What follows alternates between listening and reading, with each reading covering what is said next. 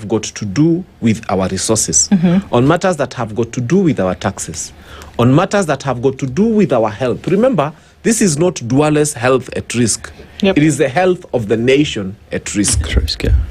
Then you must consult us. And sometimes they tend to think that because hatujaenda maandamano, we are not angry enough.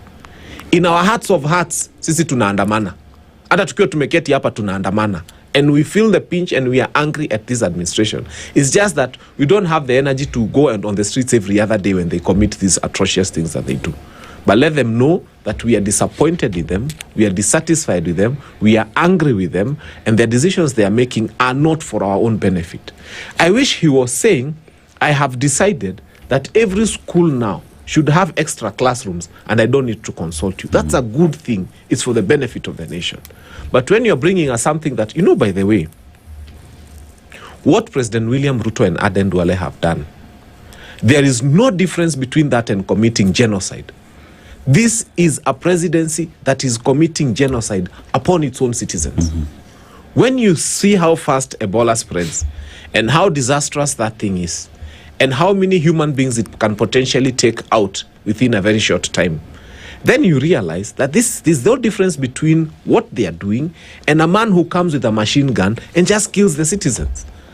Because this is a person taking the fastest, most painful, most ugly, most dehumanizing way of killing citizens and bringing it upon the nation. Even as ugly as that, where you guys are making noise. Even as ugly as that looks, I must still ask the question. I've asked this and I'm still unable to reconcile to an answer. Why the insistence? It's not about caring for another nation's sick. It's not about that. Because then I would have to ask, what about the Kenyans who are in the DRC who may be affected? Who's taking care of them? It's not about that, because then I also want to know how many other facilities, where are they? Yeah. Apart from the one in Laikipia, where are they? They've not been able to tell us until today where they are. So what else? There's something beneath that we still don't seem to be able to get. What is that thing for this insistence to be so heavy? We are already insisting that Kenya is losing 30,000 Kenyans to malaria every year, and 10,000 Kenyans to pneumonia every year, and 25,000 Kenyans to cancer every year. I think this is where our focus would have been on.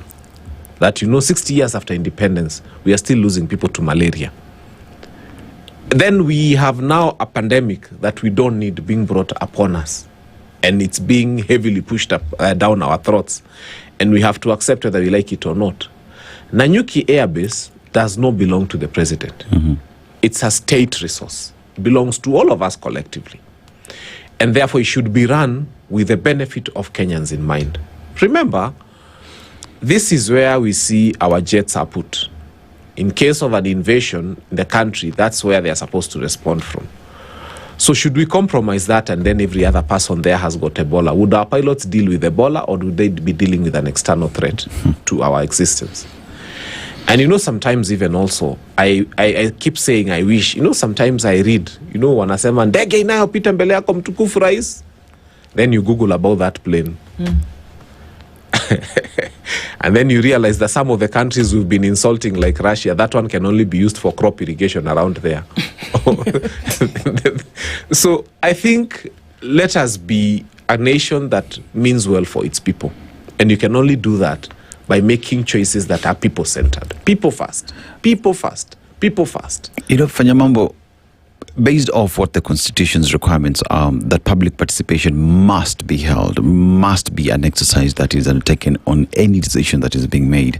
And you're hearing individuals saying, we will not do that. I agreed, And in the event that Ebola gets to infect citizens in the country based off an exercise that never went through public participation, then everybody else in that chain who agreed for that facility to be held there, for Kenyans to be affected, then must be held liable in accordance to the law? My thinking is that when we take over government next year, and we sure will, we need to sue these people, prosecute them for these crimes, because this is a crime. This is criminal when you come with genocidal ideas against a nation. Because how else do you explain when you bring a catastrophe that can destroy a whole country? Yeah. The Americans have studied Ebola so much. They are so threatened. They are so afraid of it. They don't want it in their soil. So bad is it to them, to the extent that they're even giving travel advisories against those countries that are even coming close to Ebola. So not only do they have a problem with their own, and you know the way Americans protect their citizens, they have a problem with their own citizens landing in the US, having come from the DRC because they could take Ebola there. And then you have a country that does not have the means, that doesn't have the kind of hospitals that the US has, inheriting that thing and saying it. So when we take over government, one of the first things we want to do is to tell them, because you said no public participation, and because you said you have made the decision, let us then say, therefore, it is your decision. And then we charge you in court and say it was never a public decision, it was your decision, so they should take personal responsibility for it. Yeah. So as we get into the politics, because all of these things contribute to a mindset that will come to play out when people go to cast their vote in 2027, or one would hope that all of these things are taken into consideration. One of the issues that has come out for a lot of people clearly is that there is lack of knowledge about the things that should actually be happening in country when it comes to state officers and possibly elected officials. The Speaker of the National Assembly was very busy this past weekend talking about garnering support for 2032 for himself. Unless I heard him wrongly. Yes. Garnering support for himself in 2032. Last I checked, he is not in a position whereby he can be politicking for anything because he's got a job to do. Does this paint a picture of where Kenya is at the moment, when certain things just seem to go? Court orders, be damned, constitution, put that in a corner, or business as usual? You see, we stopped taking Wetangula seriously. All of us, even his own people in parliament don't take him seriously. How so? Why? Because he's not in touch with what Kenyans are saying. Kenyans are saying that the reign of this administration comes to an end in 2027 at the ballot. Yeah. He's saying that he's campaigning for presidency in 2032. Because according to his lostness, he thinks William Ruto is going to be president again in 2027. He's so lost in that gap. That's why he's now campaigning for 2032. Because to him, it's a foregone conclusion. He thinks that William Ruto will win again in 2027. So, and we are telling him he's lost it. Because in 2027, for all we know and all we are concerned as Kenyans, is we are taking William Ruto home through the ballot.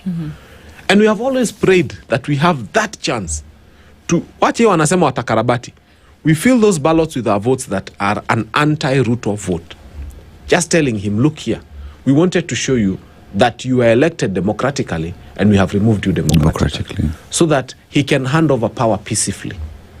And that's going to be the hallmark of his legacy. We are not going to remember anything else. The only thing we pray is that he hands over power peacefully. Yeah. So so beyond the what you call disillusionment, should this actually be happening? We don't because somebody welcomed him when he was out having this conversation with I don't know how many numbers of sectors of people. Somebody welcomed him, but in that position, he shouldn't actually be there, or those things don't matter anymore. The people he was addressing are part of the 10,000, are part of the 30,000 who are dying of malaria every year. The people he was addressing are part of the ones whose children are in congested classrooms. The people he was addressing are part of the ones who've been given 95 shillings as capitation for school. The people who he was addressing are part of the ones who you've seen more than 180,000 children are not in school. Yes. Those ones were part of it. The people he was addressing are part of those, luckily they're in the rural areas, who are eating one meal a day like an animal. So those people had other bigger problems than Wetangula becoming president in 2032. If he had taken time to ask them, what is your problem? They would have told him that nowadays we are not able to feed our families well. They would have told them SHA is not working. They would have told him very many things that are close to their hearts. But Mudavadi is talking about 2032 to people who are not even sure they'll be alive in 2032 because they have medical bills and they have their own people in hospital and they have hospitals that don't even have drugs to start with. And he's talking of 2032. Fanya Mambo,